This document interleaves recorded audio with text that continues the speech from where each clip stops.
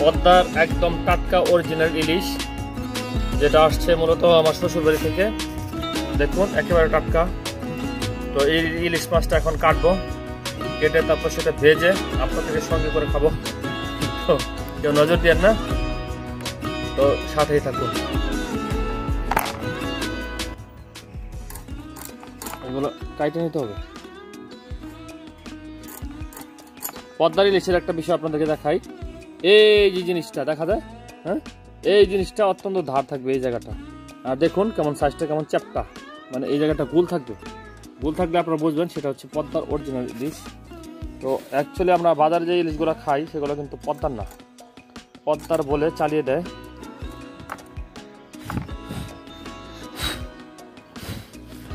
তো পদ্মা নদী এখন সেখানে ব্রিজ হয়েছে, ব্রিজ হওয়ার পরে কিন্তু আগের মতো আর ইলিশ আসছে না, কারণ ওই জায়গাটায় ইলিশের অভয়ারণ্য ছিল। এখন কিন্তু সেই জায়গায় পানি কমে গেছে, এটাই স্বাভাবিক, কারণ আগে স্রোত ছিল, সেই স্রোতের কারণে কিন্তু ওখানে মাছ আসতো, এখন আর সে মাছ আসতেছে না। তো আমরা এটাকে কেটে নিব।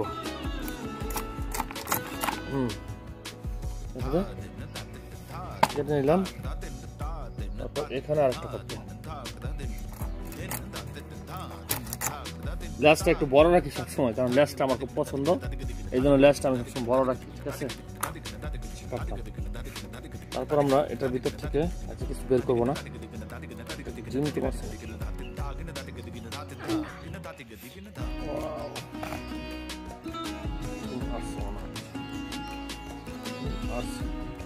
আচ্ছা, ডিম সহ আমি এটা বাছবো, কাটবো।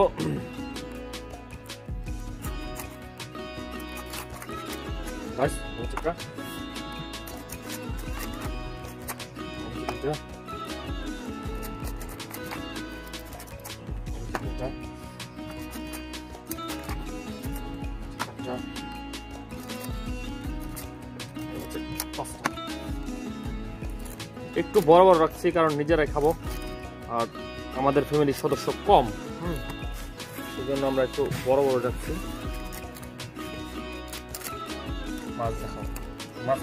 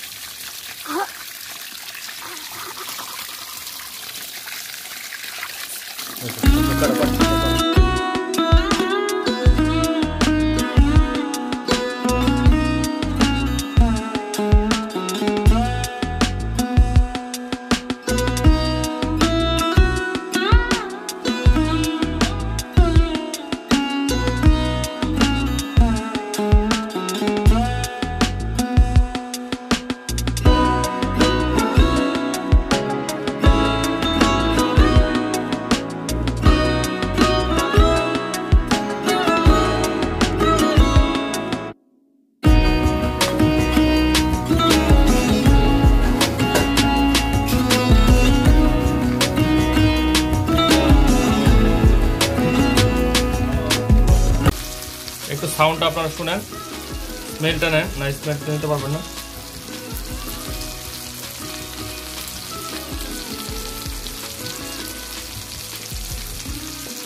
পদ্মার একেবারে টাটকা একটা ইলিশ এটা। তো ইলিশটা আপনাদের কিন্তু দেখাই।